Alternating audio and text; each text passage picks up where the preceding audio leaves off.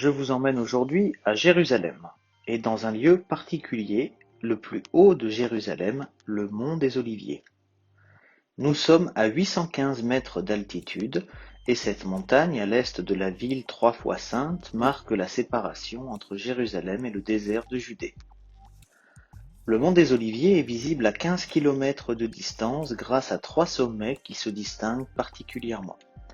L'église de l'Ascension, l'église Augusta Victoria et l'université hébraïque du mont Scopus. Cette dernière est la première université ouverte à Jérusalem en 1925, inaugurée notamment par Albert Einstein, Sigmund Freud et Chaim Weizmann. L'université se situe sur le mont Scopus, la dernière crête du mont des Oliviers. On accède facilement au mont des Oliviers en voiture ou à pied à partir de la vieille ville de Jérusalem.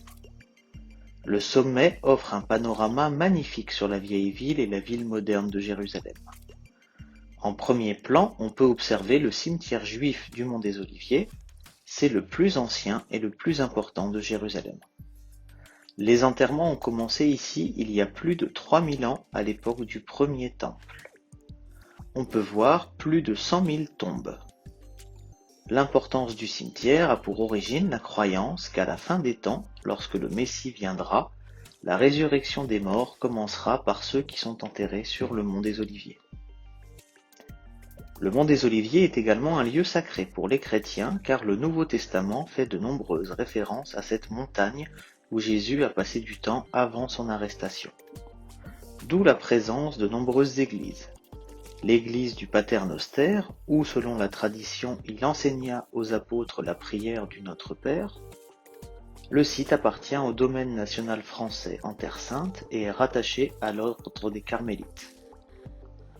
L'église russe Marie-Madeleine, identifiable grâce à ses 7 dômes dorés en forme d'oignon, et en bas du mont des Oliviers, il y a l'église de Gethsémanée, également appelée l'église de toutes les nations, qui marque le lieu où Jésus pria, fut embrassé par Judas puis arrêté par les Romains. Le mont des Oliviers est également, selon la tradition, le lieu de l'ascension de Jésus 40 jours après Pâques. On peut visiter la chapelle de l'Ascension, située aujourd'hui dans un complexe musulman avec une mosquée et un minaret.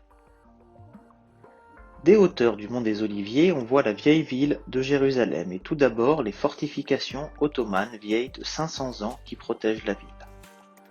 Juste derrière, on observe le mont du Temple, cet immense espace de 150 000 mètres carrés. Également appelé le mont Moria, c'est le lieu du sacrifice d'Isaac. Et c'est ici que furent rétablis le premier et le deuxième temple de Jérusalem. On distingue plusieurs bâtiments et en particulier la mosquée Al-Aqsa et le dôme du rocher. Au-delà du mont du Temple, on voit la vieille ville de Jérusalem composée de ses 4 quartiers historiques. Le quartier juif, le quartier musulman, le quartier chrétien et le quartier arménien. La position dominante du mont des Oliviers permet d'identifier, malgré la distance, certains bâtiments tels que l'église du Saint-Sépulcre, la mosquée d'Omar, la synagogue de la Khourva et plus au sud, sur le mont Sion, l'abbaye de la Dormition et son clocher. Une très belle visite qui vaut le détour.